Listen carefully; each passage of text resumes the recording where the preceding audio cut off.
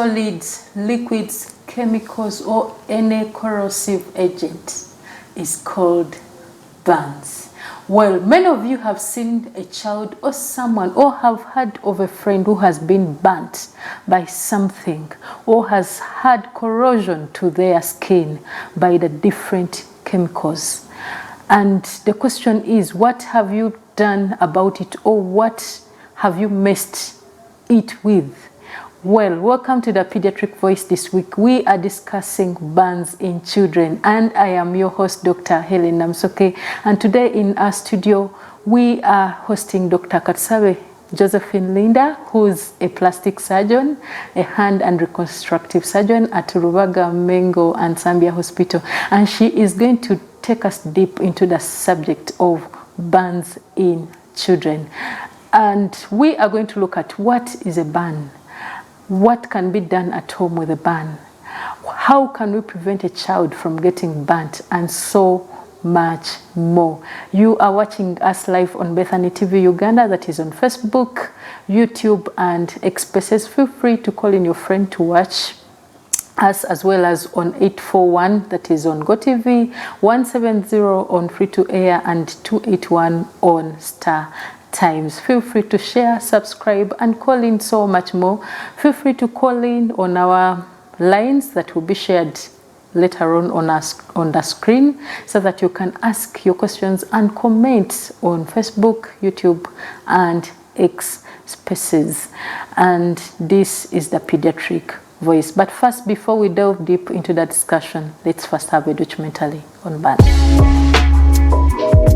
A burn is an injury to the skin or other organic tissues primarily caused by heat or due to radiation, radioactivity, electricity, friction or contact with chemicals.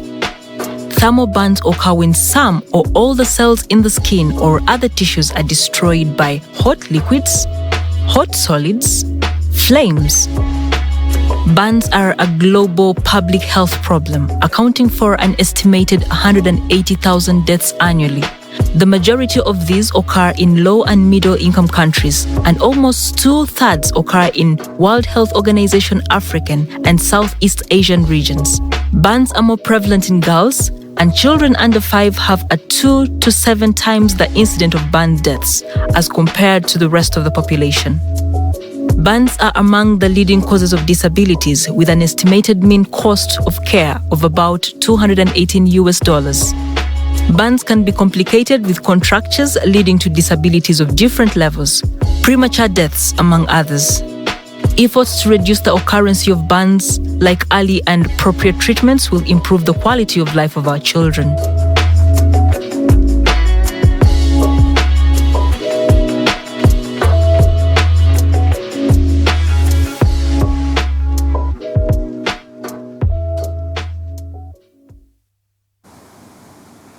Dr. Linda, welcome to the Paediatric Voice. Thank you very much, Dr. Helen. It's a pleasure to have me. Yes, our viewers out there would want to know more of you. Feel free to introduce yourself. So my name is Dr. Linda Katsabe. I'm a hand, plastic and reconstructive surgeon, affiliated to Rubaga Hospital, Mengo and the Zambia Hospital. I also run an advanced wound care center in Rubaga that specializes in burn care. So we have the right guest on set. Yes, you do. Yes, burns are very common. Yes.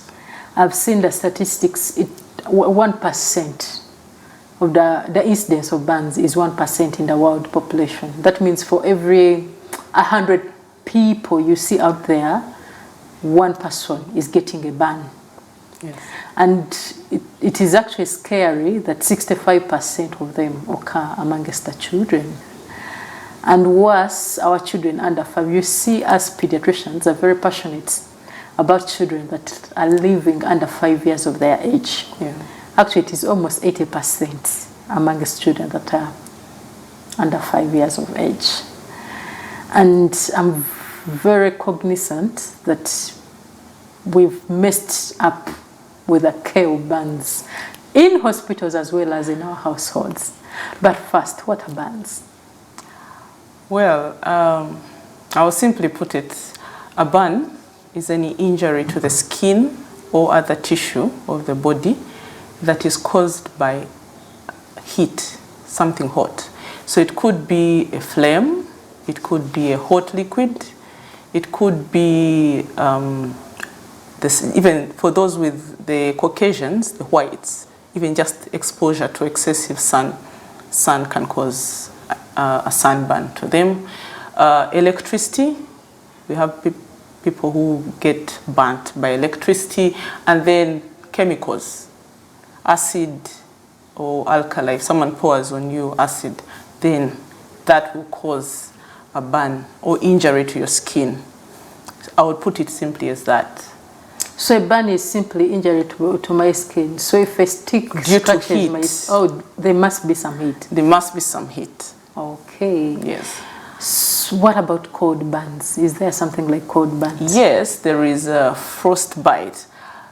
Commonly it's heat, but we could say extremes of temperature. So it could be very hot or very cold. So in other words, you mean anywhere where there is transfer of heat energy? Yes. I remember some physics, eh? Yes. Some transfer of heat energy. Yes, commonly it's the higher temperatures, but we can also have frostbite. For our colleagues who stay in, who have experienced winter, it is quite common in their areas. So what are the common agents of burns? The common agents that cause burns in a setting and in children, commonly we have liquids, so hot water, hot porridge, hot soup, cooking oil, yes. And then we have flames, so house catches fire, get a burn, or you're cooking and your clothes catch fire, that's a flame. And then we have electric burns.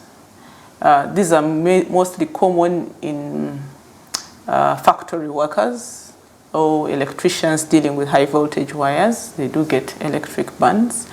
Then we also have exposure to chemicals. This could still be within a factory setting, or we have instances of arson or some intent to cause damage. So someone pours acid or an alkali on you and you end up with a burn.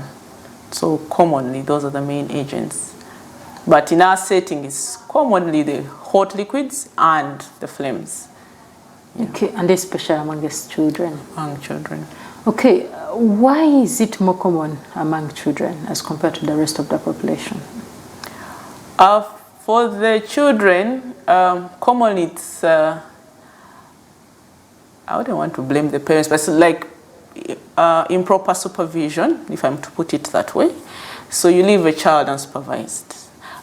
You're cooking and then you forget there's a toddler who has just learned how to walk, and then he wanders into the kitchen and then by mistake pulls a saucepan with cooking oil or meat soup, and then she's getting burnt. So children are very active and they are very inquisitive, so they will find themselves in the wrong places if you're actually not very keen. But then we also have, unfortunately, the incidences of malicious damage, maltreatment, where someone actually intentionally pours maybe hot water or something on the child. They are also quite on an increase actually of late. But I would say for children, it's the adult, it's our responsibility as adults to keep them safe. So when there's a lapse in that, then we end up having burns in the children. You know, when you said unsupervised, but children are very inquisitive and we love coping. I remember when I was very little, I don't remember, but I was told. I watched mommy cook, and then I wanted to stop. And little did I know that she had a stick she was using, a cooking spoon that she was using to stir up the sauce. So I went with my hand and tried to help. She has just stepped inside the house to pick a few things, you know. And actually recently, we had a toddler who tried to bathe a newborn in a home. Oh. Because she saw they would put water in a basin and then go ahead and bathe the baby. So she saw water put in a basin. She went ahead and picked the baby from the bed and put the baby in a basin of very hot water. Oh, she was assisting. Yes, she was trying to help actually. But in the end caused a bit of harm, yes. So are there risk factors to getting burns? Well, even in the light of unsupervised, I would say most of them are accidental, okay? But the risk factors, let me begin with occupational. If you're working in an area that exposes you to chemicals, caustic chemicals, you're at risk. So you find they're supposed to have safety precautions and protective wear to put on. And then if you're working, an electrician working with umeme, it's already high risk for you. You're at risk of getting the burn. Now, for the more common burns, I would say generally, people in the low and middle income countries are generally at higher risk. In our setting, typical kitchen is open fireplace with the three iconic stones. Okay, so we are cooking in open places, no protection, so that puts us at risk so much compared to people with more closed spaces, if I may say. So we should get more closed spaces for cooking? Yes, or if you're using open, then find a way of protecting. Gazette the area and find a barrier such that it's not easily accessible, especially for children. Okay, very interesting. Very many diseases have signs and symptoms. And of course, it is very clear with a burn, we have erosion of the skin, So, and burns are easily mismanaged in the community out there. So, what are those things someone needs to look at and say, I have to visit hospital with these burns? Or must all burns reach hospital? Interesting. I would say, if possible, all should get a medical person to look at it, if possible. Because I've had scenarios where someone says, it was just a small thing. Small burn. Just a little soup spilled on me. Yes, and that small thing turns into something much bigger. So whenever possible, if someone can get into a hospital or get a nearby clinic, have someone, a health worker, look at it, it will help. What do you look out for? What burn should I really worry about? So generally, burns, let me maybe before we look at the signs that should take us to hospital, maybe you can classify for us burns. We classify them based on, we can look at the cause. What caused the burn? Was it a flame? Was it a liquid? So you call it a scald? Was it an electric burn? Was it a chemical burn? But you can also classify it according to the depth of the burn. With depth, we are looking at the layers of the skin. So the normal skin has 3 layers, okay? So when we say superficial burns, that means the top layer and half of the second layer is burnt. So we say that is a superficial burn. So 1.5. When we say it's a deep burn, that means all the 3 layers have been burnt. Or 2/3 of those layers have been burnt. Now that distinction is best done by a clinician who has the experience. I'm able to tell whether this is superficial or deep from looking at the person who has come in. So for the layman, it's a burn. So that's what I'm saying. So whenever someone if you get a burn, they should find a head to way to hospital. get to hospital. It's okay. You don't lose much if you get to hospital and they tell you, oh, that is something mild, you can go back home. Other than staying home with it and then it turns into something more serious. Okay. Yes. Are there areas that one should be extremely worried of if they got burnt? Very much so. So burns to the face, anywhere on the face, ear, nose, eyes, neck. That one needs to go to hospital. Why? One, they usually, first of all, when you get burnt, the first few hours, it all looks quiet.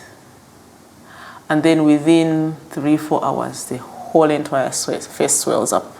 So within a few minutes, you can have a child who had just a mild splash on the face. Within a few hours, the child is actually unable to breathe because all of a sudden, the face is swollen and the airway is closing up and they're not able to breathe. So anything on the face has to go to hospital. Hands and feet, those are critical areas. Get that hospital. Anything in the perineum. What is the perineum? Anything around the private parts, if I'm to put it that way. So buttocks and the private parts generally. Yes, that has to be able to be seen by a clinician. Yeah, mainly those are the main areas that should get, if those are burnt, get to hospital. The other thing we look at is how big the burn is. Okay? Now, for a layman, you want to know, this is too big, this is too small. That's what I'm saying. Get to hospital and let us tell you.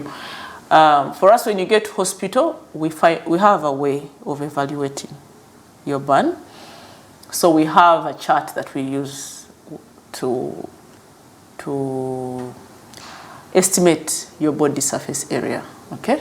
So we'll look at you, calculate, and then we'll say maybe 10% of your body is burnt, 20% of your body is burnt. And once we make that judgment, then we are now able to tell this one should stay in hospital. This one can go home and just keep coming in for dressing changes. Now, for children, if we calculate and it is 10% and above, we keep you in hospital, irrespective of which part of the body is burnt. If it's 10%, for us, that is our cutoff. We keep you in hospital. Adults, we do 15%. Less than 15%, and if it's face and the other critical areas, we'll keep you. But if it's just, let's say, hand, just the upper arm, just something on the chest, and we are saying 15%, and you're okay, you're able to feed, we can allow you home. But anything above 15, for an adult, we keep you. To keep in we hospital. keep you in hospital. Okay. People talk of burns and scalds. Are they different? To me, they're all burns, honestly speaking, because apart from once you get past what caused the injury, liquid or flame, beyond that, they're all burns. They behave more or less the same. So what is a scald? Scald is the name given to a burn caused by a hot liquid. Simply.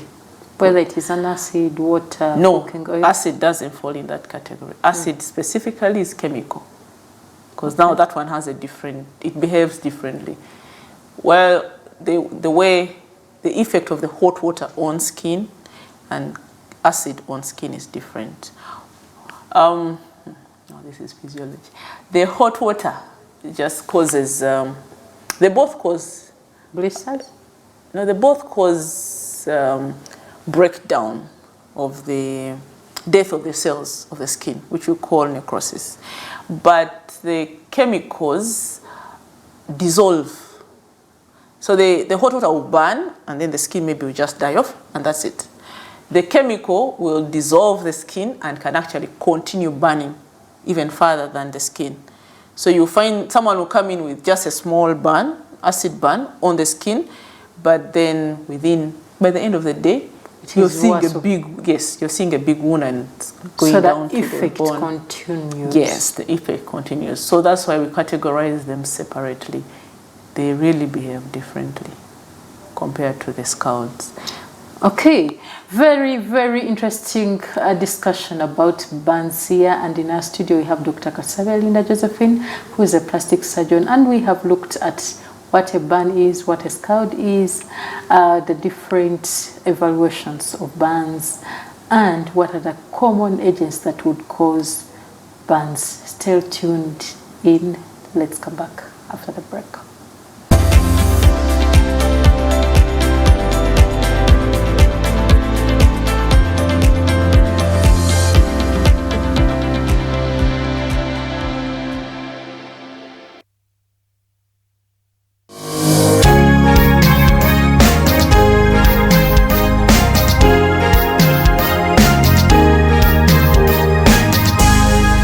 Bethany TV for health. Showing on Bethany TV.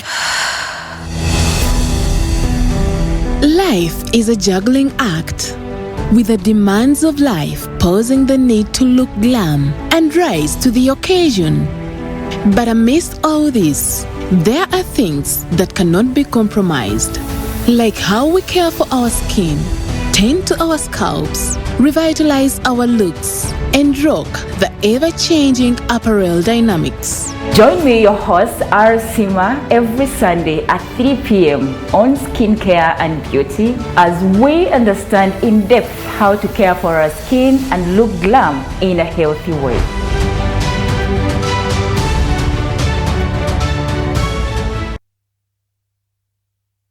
Attention everyone, the Ministry of Health has planned to vaccinate all persons aged 1 year to 60 years old to protect them against yellow fever disease. The mass vaccination will take place in 53 districts in these regions: Kampala, Buganda, Teso, Ankole and Karamoja. Vaccination is free and available at all government health facilities and outreach posts in these regions. The vaccination campaign will take place from April 2nd to April 8th, 2024. The vaccine is safe, effective and free of charge and has been approved by World Health Organization and Ministry of Health. This message is from Ministry of Health with support from Gavi.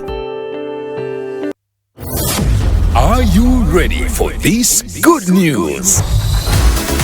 You can now watch Bethany TV on Yo TV, AfroMobile, and Airtel TV apps. Yes! Catch the finest programming prescription for everybody, wherever you are, whenever you are.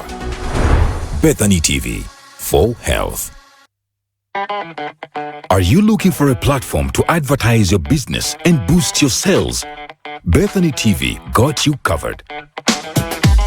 Take advantage of our introductory rates and maximize your leverage for brand awareness, advertising, product launching, live coverages, activations, and so much more. For booking and more information, contact our sales team on 0785 576 269. Bethany TV for health.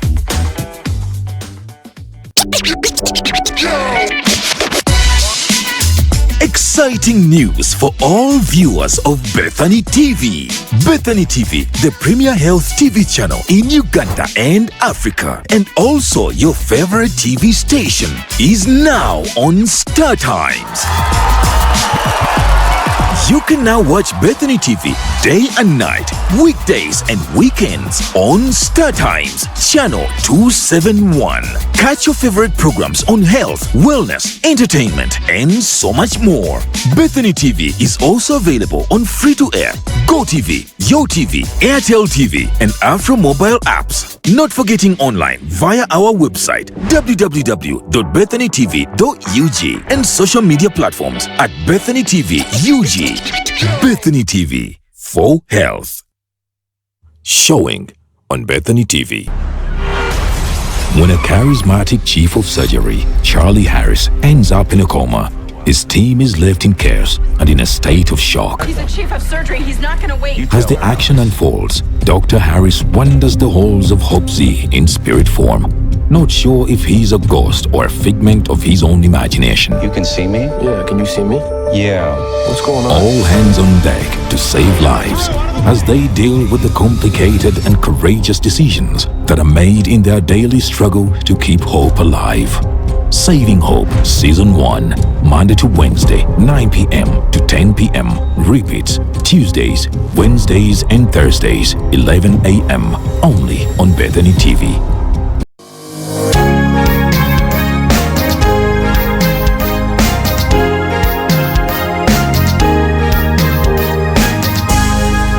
Bethany TV for health.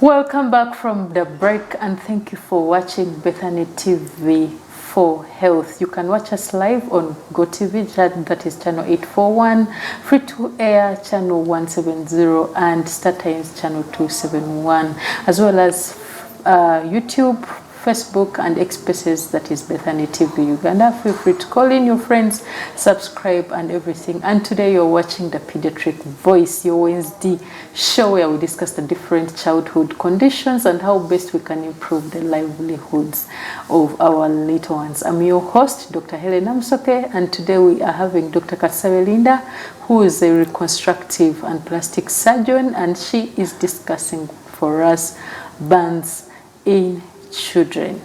Now, Dr. Linda, you earlier told us that whenever you see someone that has burns, one ought to visit a health facility because it may be hard for them to evaluate which is a minor and a severe burns. What are those facilities someone can visit? Can someone meet any facility, clinic, anywhere? What level facility should they visit? Most of the burns are accidents. You find it's for the first few hours the parent is in a state of panic. Okay. True. So I would say the nearest healthcare unit next even to, if it is a small clinic, yes, just in the neighborhood. Yeah, that clinician knows more about the burns than you, the panicking parent. Okay, so you take the child there, and then from there they'll point you to the right place. We don't have specific burn, like designated burn care units, but I would say a referral, if you can get to a referral hospital center. So within Kampala, let me start from Kampala. Burns are treated in Chirodu. That is the major area center that was designated. Yes, the main burn unit, the national burn unit actually is in Chirodu Hospital. Okay, so that's what I would say. But you can also go to we have now private centers, more like we have mission hospitals and the big referral hospitals where you can take your child. Okay, basic information: once you have your child or yourself burnt, visit the nearest facility. The clinician there will assess and see whether it is serious or not. They'll give you first aid, and then they'll, in case it needs further management, they will refer you to where you ought to go for care. Now, Dr. Linda, you see burns cause a panic state. That's true. It is a scare to the caretaker, be it the parent themselves, and it often comes with a lot of pain to the victim. True. You know, the child can scream their lungs out. And I am very cognizant that so often we've messed up with the care, especially at home. What should be done and what shouldn't be done when someone gets burnt at home? Wow. That is very important, actually.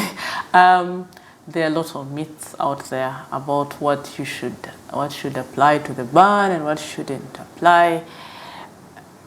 I will say someone has gotten burnt, whether it is a flame, whether it is hot water, or it's a chemical burn, the one thing that won't mess it up is cold water. Okay? So someone has gotten burnt, then you pour cold water. Pour cold water. For children, how much and for how long? Usually we say pour water until the burning feeling, burning sensation subsides. Okay? But also you have to be careful. Now, especially for children, if you pour cold water for a very long time, then the child gets very cold and begins shivering, which becomes also a problem. So you're just putting water to cool the child as you quickly prepare yourself to get to a facility. Now, things not to apply. There's cooking oil. I've seen people applying sugar, honey. People have gone to extremes of even applying cow dung, and there's rabbit fat. It's crazy, the myths out there. I would say water. When in doubt, pour water. We have seen hospitals dressing burns with honey. And here you are telling us not to put honey and sugar. So I was actually thinking there is a role of sugar in the honey or the sugar in the table sugar in the treatment of burns. I can only qualify using honey for dressing in the hands of a healthcare provider. Remember, we're talking about first aid. The child has just gotten burnt. You have heat. There's something hot on the body that is destroying the skin.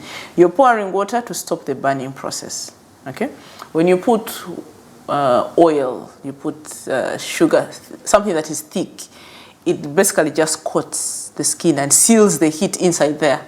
So you're literally making it worse, because you're sealing whatever heat the child is feeling in there to continue burning.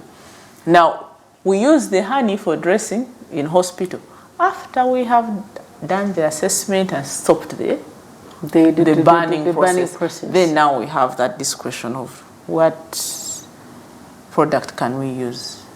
What is the problem of me putting cold cooking oil? Now this is physics, surface tension, things of surface tension and all. Cooking oil just coats because it's thicker. It doesn't flow like water flows off. So and also evaporates much faster. When you put the cooking oil, it's just going to coat that area and seal in everything. And make it worse. Yes, whether it's cold or, of course, you can't put hot one. There is a notorious herb called mululuza. In Buganda, we call it mululuza. It is a green, bitter. Yes, I've heard of it. I've seen. And it is very common in the burns management out there. Does it have a role? Mululuza. Well, herbal remedies, I don't know. They have and they don't have a role. I don't like to disqualify alternative medicine completely, because sometimes it's the only option people have. And I'm not supporting it in any way per se, but I don't want to disqualify it. I don't know if that is clear. But our issue with mululuza and whatever herbal remedies people put is, where was it? How sterile is it? What did you mix in? Because now we mix their charcoal. They put charcoal and whatever other you pound concoction. it nicely and... Yes. So we don't know the sterility. Of what? Of the charcoal or the mululuza? Of the mululuza. What? So you can apply it, but then it may actually be already infected and contaminated. Now you have a wound. The skin was the barrier that was protecting your body from infections. Then you put your mululuza that is potentially infected. Now, once you have infection, a wound that was previously superficial gets infected and becomes deep. So that's how it becomes a bigger problem. So you find someone tried to treat at home with the mululuza, because they'll say, oh no, it was just hot water. It will heal within a week. But the mululuza caused the infection. And what was superficial became deeper. And now we have a bigger problem. So that's why I discourage it as much. Okay, so at the facility level, how are burns managed? At the facility level, well, there are tiers of management plans. We have, because it comes in, it's trauma, it's an accident, so we have the first line treatment that you know, what we call the ABCs, okay? And the main point of that is check the patient as a whole, okay? It's very easy to get distracted. Someone came in with a burn on the hand, but that same person was burnt in a house that was enclosed.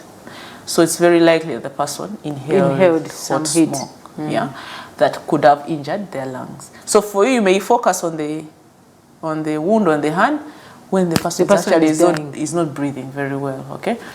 So I'll give an example. For people, electric burns, someone was trying to fix a high voltage wire on top of a tree, gets an electric shock, falls from a height to the ground, okay?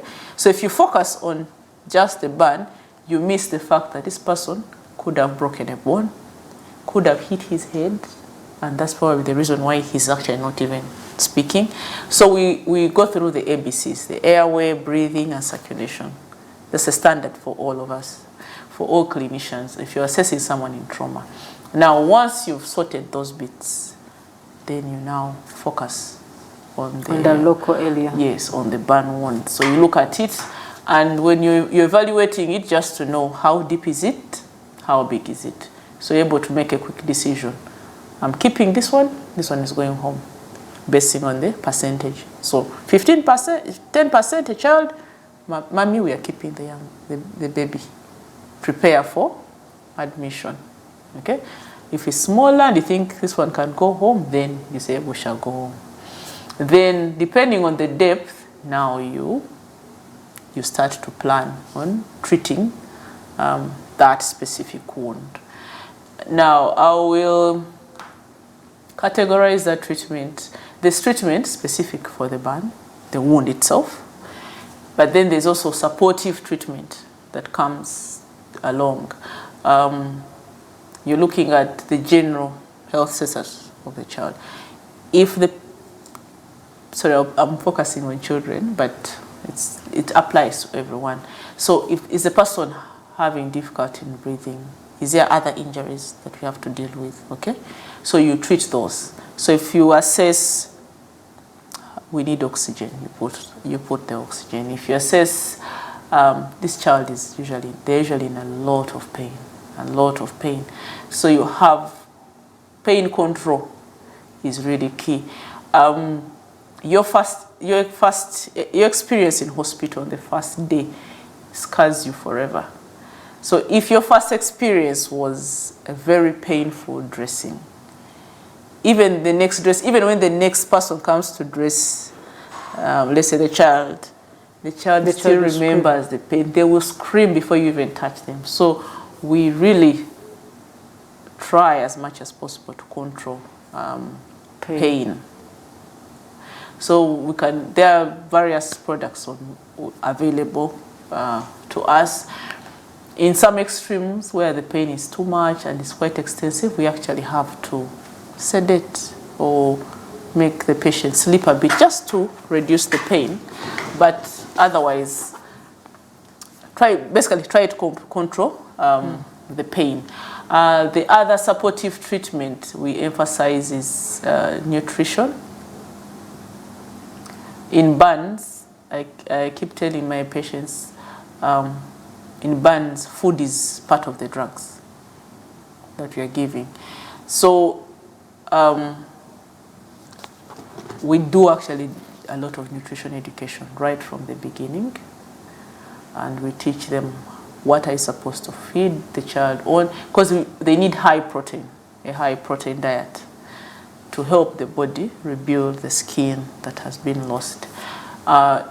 In children, most children, after day 2, 3, they've lost appetite. Especially those who have been admitted. They don't even want to eat. So sometimes you actually have to give supportive treatment. So you may find a clinician coming and telling you, we need to put a tube for feeding your child. It may seem scary at the beginning because no one wants to see their child feeding through a tube, but it is usually for their benefit. Yeah, for the benefit of your child. So usually that is mainly the supportive treatment. And now if you are to focus on the wound itself, is mainly dressing. Dressing, we mean covering the wound.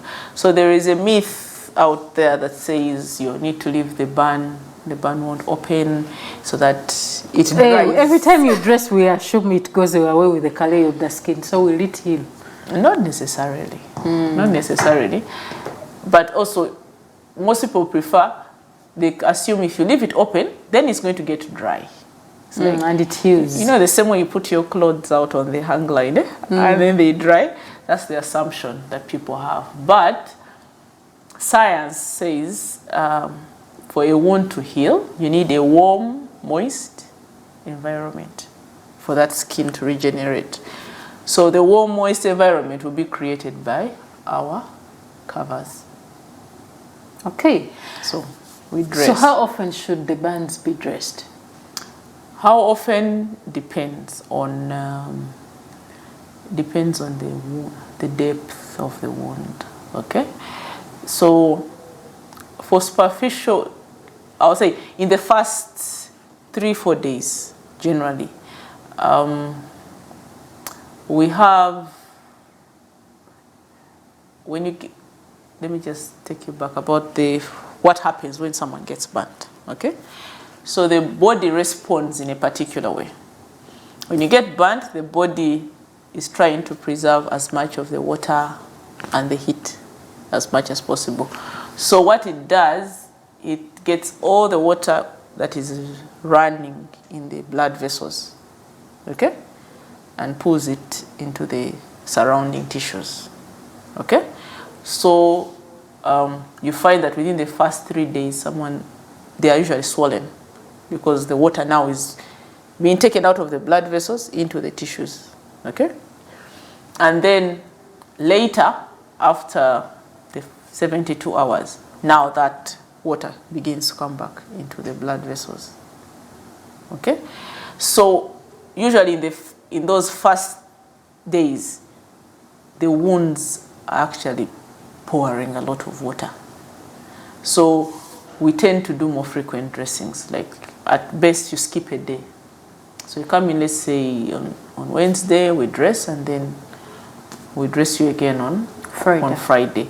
Now, as the wound begins to dry or become less exudative, then those dressings the period can be extended further. And after the 72 hours, now that's when we begin discussing what kind of wound is it, so what dressings are we going to use. But generally, the most basic for anyone, any health worker in the basic unit out there, you need what we call Vaseline gauze, which is basically goes with some oil or Vaseline on it that you apply on the wound, and then you put gauze. I usually prefer that the first layer is also soaked in a bit of the normal saline, just to keep it moist better, and then you wrap with more dry gauze and bandage. That usually, as basic as that, should do the trick, especially for superficial burns, without anything fancy. Must all burns be covered up? Must all burns be covered up? Yes and no. I would say there are a few areas we tend to leave open, and still the discretion of the clinician, mainly around the face.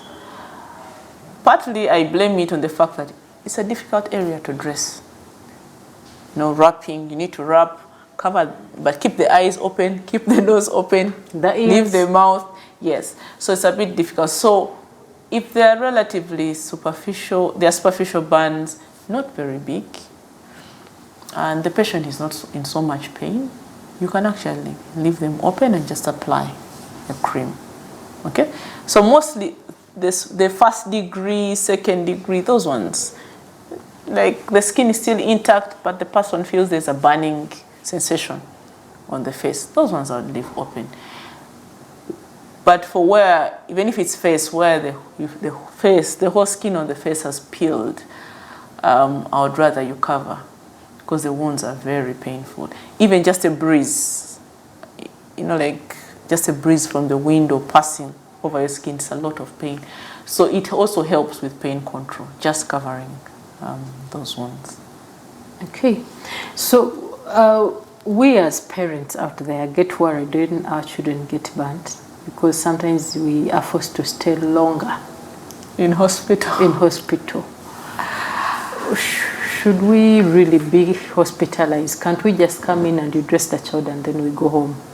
What are those indications for keeping in hospital following the So burn? like I'd mentioned earlier, if your child is having a percentage over 10%, we have to keep you to observe at least for those first 72 hours, where we have the body pulling water out of the blood system and then bringing it back. There's a lot that happens in that period. You have blood pressure dropping, the children get very cold, they lose appetite, So some of the things you have to be in hospital to be able to pick it up. I'd rather have you close by than have you drive back to hospital in a panic. Yes.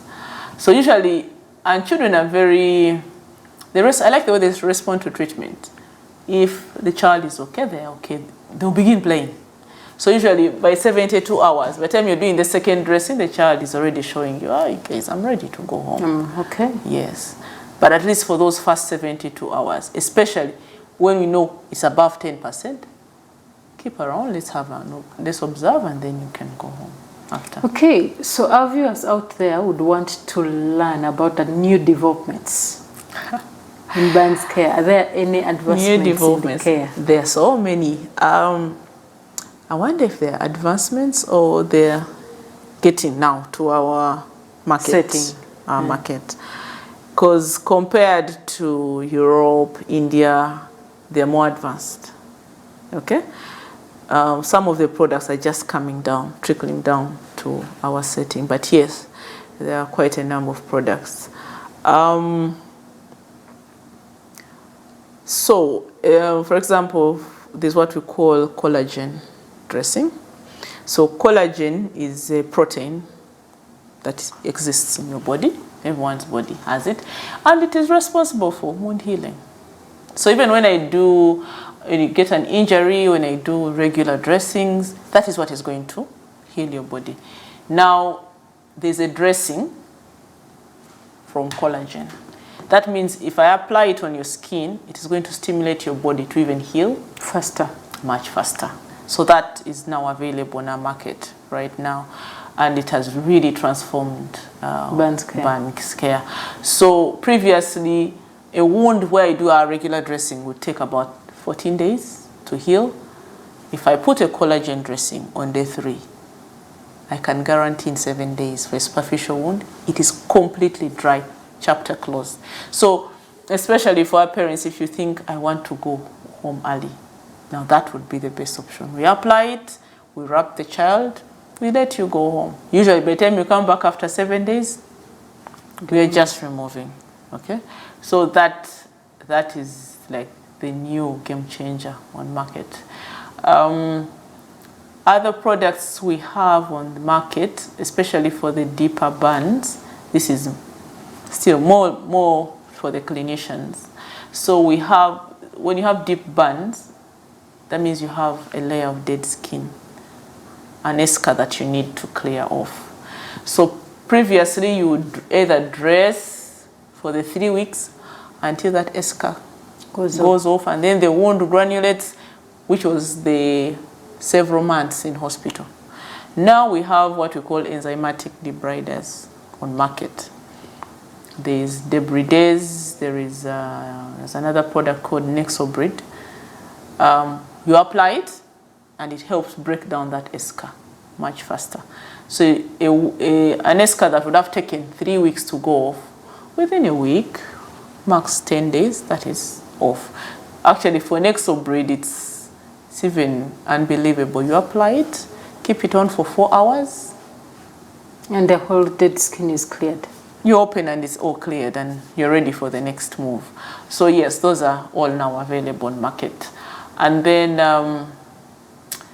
mainly those are the ones we have on market. Thank you very, very much, Dr. Katsebe. So in 30 seconds, what is your take-home message to our viewers? My take-home message. I believe the best way to treat burns is to prevent them. Okay, because once someone gets a burn, they will always have a scar. It's something you can't take back. So best is to prevent. So protect the fireplaces. Okay, and then other thing is first aid. Water, nothing else. For flame burns, if your clothes catch fire in a house and catches fire, we usually say stop, drop, and roll. So what do you mean? So if you realize your dress is catching fire, don't run with the dress. The air will just fuel it up and you get burnt more. So you stop, drop, stop, drop to the ground and roll. Oh, so you stop the fire? Yes, that stops the fire as you roll. As opposed to running around, please help me, and as the fire burns you much more. And yes, burns can be treated. With the right treatment, you can prevent much of the disabilities that actually come with the burn. Thank you very, very much. We have had Dr. Katsebe Linda Josephine, who has discussed for us burns in children. An interesting subject because it is actually very common. 1% of the world's population has suffered burns once or more times in their lifetime. And guess what? It is actually worse in children. By 65% of the population that is suffering burns are actually our children, and especially 80% being children that are under the age of 5. Very interesting because most of the time burns are an accident, but be careful not to put some things or do some things. Just run to a tap or immerse the site in cold water until there is no more pain, because this will help to stop further burning, and then visit the nearest facility for immediate first aid, and these will tease out for you whether you need to go for further treatment or just a simple dressing or care in that facility in terms of first aid would help to improve the outcome. You have been advised not to attempt to put the different agents like sugar, herbs, and so much more, as these may worsen or cause an infection to the site. That is it we had this week on the Pediatric Voice. Till we meet next time for more interesting discussion in child care.